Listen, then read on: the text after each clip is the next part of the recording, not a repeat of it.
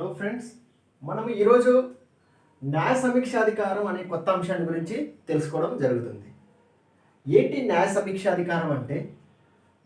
Parliament చేసే చట్టాలు ప్రాథమిక హక్కులకు విరుద్ధమైతే వాటిని న్యాయ సమీక్షాధికారం కింద కొట్టివేసే అధికారం ఉంటుంది అని తెలియజేసేదే ఈ న్యాయ సమీక్షాధికారం.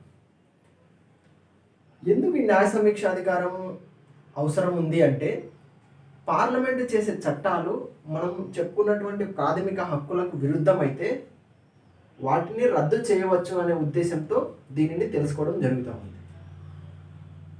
ఏంటి న్యాయ సమీక్ష అధికారము అంటే? మనం ఇందాక చెప్పుకున్నాము ప్రాథమిక హక్కులకు విరుద్ధమైనటువంటి. సో ఈ న్యాయ సమీక్ష అధికారాన్ని మనం ఎప్పుడు ఉపయోగిస్తాము అంటే, ఏ చట్టాలైతే స్వాతంత్రం రాకముందు అమలులో ఉంటాయో, లేదా మనకు స్వాతంత్రం వచ్చినాటికి ఏ చట్టాలు అయితే అమలులో ఉన్నాయో అవి ఆ చట్టాలు ప్రాథమిక హక్కులకు విరుద్ధమైతే వాటిని రద్దు చేయవచ్చు అని మనకు రాజ్యాంగంలో ప్రకరణం 13(1) సెక్షన్ తెలియజేయడం జరుగుతుంది. వాటితో పాటు 13వ ఆర్టికల్ 2వ సెక్షన్ ఏం చెప్తుంది? రాజ్యాంగం అమలులోకి వచ్చిన తర్వాత ఏ చట్టాలు అయితే ప్రాథమిక హక్కులను హరించే విధంగా ఉంటాయో అవి చెల్లవు అని చెప్పడమే ఈ 13వ ఆర్టికల్ 2వ సెక్షన్ యొక్క ఉద్దేశం. అయితే వేటిని చట్టాలు అంటాము అని మనకు డౌట్ రావచ్చు. సో అది కూడా మనకు కాన్స్టిట్యూషన్లో క్లియర్గా మెన్షన్ చేయడం జరిగింది. ఆర్టికల్ 13 సెక్షన్ 3 ప్రకారము వేటిని చట్టాలు అంటాము అంటే, కేంద్ర రాష్ట్ర శాసనసభలు రూపొందించే శాసనాలు. మనకు తెలుసు శాసనసభల యొక్క ప్రధాన ఉద్దేశం ఏంటి? శాసనాలు రూపొందించడం. ఆ శాసనాలను కేంద్ర రాష్ట్ర శాసనసభలు రెండు కూడా రూపొందించడం జరుగుతుంది. సో అలాంటి శాసనాలు ప్రాథమిక హక్కులకు విరుద్ధమైతే వాటిని రద్దు చేయవచ్చు అని చెప్పే సందర్భంలో చట్టాన్ని ఆ విధంగా నిర్వచించడం జరిగింది. సో ఇవి చట్టం యొక్క నిర్వచనం. అంతేకాకుండా రాష్ట్రపతి, గవర్నర్లు జారీ చేసిన ఆదేశాలు మరియు ఆర్డినెన్స్లు. సో ఆదేశాలు అనేవి కాలానుగుణంగా ఇవ్వడం జరుగుతుంది. గవర్నర్ కావచ్చు, రాష్ట్రపతి కావచ్చు. సో ఆర్డినెన్స్లు అంటే ఏంటంటే అత్యవసర ఆదేశాలు. అంటే శాసనసభలు ఏవైతే కేంద్ర రాష్ట్ర శాసనసభలు ఉంటాయో అవి తాత్కాలికంగా పని చేయనప్పుడు రాష్ట్రపతి లేదా గవర్నరు పరిపాలనా సౌలభ్యం కోసం జారీ చేసే అత్యవసర ఆదేశాలనే ఆర్డినెన్స్లు అని పేర్కొనడం జరుగుతుంది. వీటికి కూడా చట్టాలకు ఎటువంటి ప్రాముఖ్యత ఉంటుందో అటువంటి ప్రాముఖ్యత ఉంటుంది. అయితే ఇవి కరెక్ట్ కాదు అనుకుంటే వాటిని రద్దు చేసే అధికారం పార్లమెంటుకు మరియు రాష్ట్ర శాసనసభలకు ఉంటుంది. అయితే ఈ ఆర్డినెన్స్ల యొక్క గరిష్ట కాలపరిమితి ఎంత ఉంటుందంటే 7.5 నెలలు ఉంటుంది. ఓకే, 6 నెలలు గరిష్టంగా ఉంటుంది. శాసనసభలు తిరిగి సమావేశమైన తర్వాత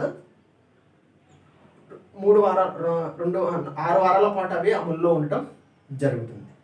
సో ఒకవేళ దానిపైన ఎటువంటి నిర్ణయం తీసుకోలేకపోతే శాసనసభలు అవి రద్దు అవ్వడం జరుగుతుంది. సో 6 నెలలేమో గరిష్ట సమయము, తిరిగి సమావేశమైన తర్వాత 6 వారాల్లోపు వాటిపైన నిర్ణయం తీసుకుంటే అవి చట్టంగా చెలామణి అవుతాయి, లేదంటే 6 వారాల అమలులో ఉండి రద్దు కావడం జరుగుతుంది. సో ఇలాంటి వాటిని అన్నింటినీ కూడా చట్టంగా నిర్వచించడం జరిగింది. అంతేకాకుండా ప్రభుత్వ రూల్స్, రెగ్యులేషన్స్, నోటిఫికేషన్స్, ప్రకటనలు ఇలాంటివన్నిటినీ కూడా మనం ఈ పేరుతో ఎక్కడైతే చూస్తామో వాటిని కూడా చట్ట పరిధిలోకి తీసుకురావడం జరిగింది. అంతేకాకుండా ప్రభుత్వం గుర్తించి చట్టబద్ధత ఉన్న ప్రజల ఆచార వ్యవహారాలు కూడా చట్టం పరిధిలోకి రావడం జరుగుతుంది. మనం చెప్పుకున్నాం హక్కులు అంటే ఏమిటి? మనకు నైతిక హక్కులు ఉంటాయి, వాటికి చట్టబద్ధత ఉండి రాజ్యాంగంలో గుర్తింపు ఉంటే వాటిని ప్రాథమిక హక్కులు అంటాము, లేదా నైతిక హక్కులకు చట్టబద్ధత కల్పిస్తే వాటిని చట్టబద్ధ హక్కులు అని పేర్కొనడం జరిగింది. సో ఇది ఇలా ఉంటే మనకు సుప్రీంకోర్టు అనేది వివిధ కేసులలో ప్రాథమిక హక్కులను రక్షించడానికి కొన్ని న్యాయ సూత్రాలను ప్రకటించడం జరిగింది. సో ఏంటిగా న్యాయ సూత్రాలు అంటే మనము ఒక్కొక్కటిగా తెలుసుకోవడం జరుగుతుంది. సో ఏంటిదంటే ఫస్ట్ది డాక్ట్రిన్ ఆఫ్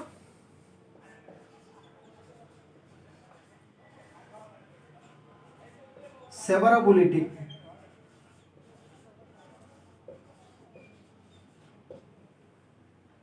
ఏంటి డాక్ట్రిన్ ఆఫ్ సెవరబిలిటీ అంటే, మనం చెప్పుకున్నాం రాజ్యాంగం అమలులోకి వచ్చిన తర్వాత ఏ చట్టాలు అయితే ఉంటాయో అవి ప్రాథమిక హక్కులకు విరుద్ధమైతే వాటిని న్యాయ సమీక్షాధికారం కింద రద్దు చేయవచ్చని. అయితే ఈ సెవరబిలిటీ అంటే ఏంటంటే, మనకు చట్టం ఏదైతే ఉంటుందో ఆ చట్టంలోని ఒక భాగం ప్రాథమిక హక్కులకు విరుద్ధమైతే ఆ భాగాన్ని మాత్రమే రద్దు చేయమని చెప్పడమే దీని యొక్క ముఖ్య ఉద్దేశం. అంటే ఆ చట్టం మొత్తాన్ని రద్దు చేయాల్సిన అవసరం లేదు. ఏ భాగం అయితే ప్రాథమిక హక్కులకు విరుద్ధంగా ఉంటుందో దాన్ని మాత్రమే రద్దు చేయాలని చెప్పడమే దీని యొక్క ఉద్దేశం. ఒకవేళ ఆ భాగాన్ని తీసివేయడానికి కుదరదు అనుకుంటే చట్టం మొత్తాన్ని రద్దు చేయాల్సి ఉంటుంది. ఓకే, సో రెండు ఆప్షన్స్ ఉన్నాయి మనకి. ఏ భాగం అయితే ప్రాథమిక హక్కులకు విరుద్ధంగా ఉంటుందో ఆ భాగాన్ని మాత్రమే రద్దు చేయవచ్చు అని చెప్పడమే డాక్ట్రిన్ ఆఫ్ సెవరబిలిటీ యొక్క ఉద్దేశము. అలా వీలు కాదు అంటే చట్టం మొత్తాన్ని రద్దు చేయాల్సి ఉంటుంది అని అర్థం చేసుకోవాలి. సో చట్టం మొత్తాన్ని రద్దు చేయాల్సి ఉంటుంది, అది డాక్ట్రిన్ ఆఫ్ సెవరబిలిటీ అని సుప్రీంకోర్టు ఒక సందర్భంలో న్యాయసూత్రంగా తెలియజేయడం జరిగింది. రెండోది ఏంటంటే డాక్ట్రిన్ ఆఫ్ వేవర్. సో ఏంటివి ఈ వైవర్ అంటే, పౌరుల యొక్క ప్రాథమిక హక్కులను గుర్తించడం అనేది రాజ్యం యొక్క ప్రధాన కర్తవ్యం, ప్రభుత్వం యొక్క ప్రధాన కర్తవ్యం.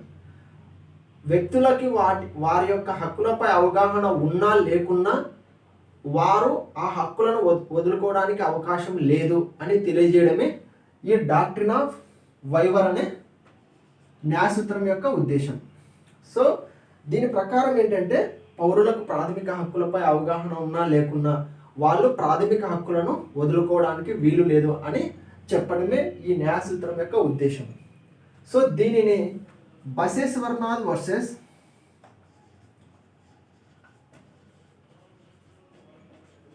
ఇన్కమ్ ట్యాక్స్ ఆఫీసర్ అనే కేసులో సుప్రీంకోర్టు ప్రస్తావించడం జరిగింది.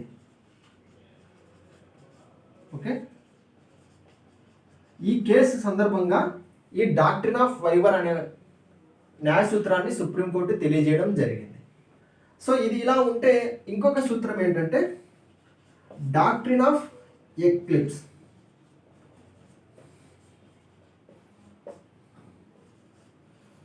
గ్రహణం అంటాం కదా మనం. సో ఎప్పుడు ఈ చట్టాలకి గ్రహణం పడుతుంది అంటే, ఏ సూత్రాలైతే ప్రాథమిక హక్కులకు వ్యతిరేకంగా ఉంటాయో అవి రద్దు అవుతాయని చెప్పుకున్నాం.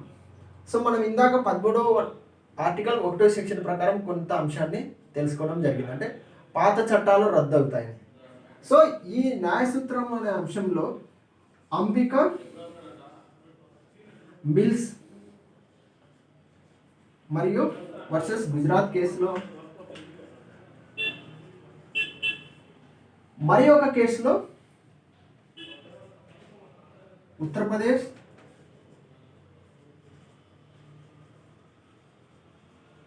వర్సెస్ ఆ స్టేట్ యొక్క వ్యక్తి అనేటువంటి బసవేశ్వర్ దత్. ఓకే, సో ఈ బసవేశ్వర్ నాథ్ అని మనం ఒకటి చెప్పుకున్నాము. దానితో పాటు మనకి ఇంకొకటి ఏం అంశం తెలుసుకోవాలి, ఈ డాక్ట్రిన్ ఆఫ్ వైవర్ అనేది ఒకటి ఉంది. దాని ప్రకారం ఏం తెలుసుకుంటున్నాం మనము,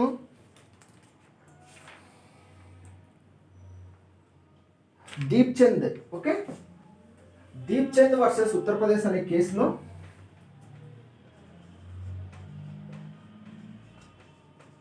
రెండు న్యాయ సూత్రాలను మనం తెలుసుకోవడం జరుగుతూ ఉంది. సో ఏంటి ఒకటి అంటే, అంబికా మిల్స్ వర్సెస్ గుజరాత్ కేసులో ఏం చెప్పింది, ఏ చట్టం అయితే రాజ్యాంగం అమల్లోకి వచ్చిన తర్వాత ప్రాథమిక హక్కులకు విరుద్ధంగా ఉంటుందో అది రద్దవుతుందని అంబికా మిల్స్ వర్సెస్ గుజరాత్ కేసులో చెప్పడం జరిగింది, Gujarat state. Okay, Deep Chand versus Uttar Pradesh కేసులో ఏం చెప్పింది, రాజ్యాంగం అమలులోకి రాకముందు ఉండే చట్టాలు రద్దవడం జరుగుతుంది అని. ఎందుకు రద్దవుతాయి, ప్రాథమిక హక్కులకు విరుద్ధమైతే అని ఈ న్యాయసూత్రం సందర్భంగా చెప్పడం జరిగింది. సో వీటితో పాటు ఇంకొక అంశం ఏంటంటే డాక్ట్రిన్ ఆఫ్ పేరెంట్స్ పాట్రియా.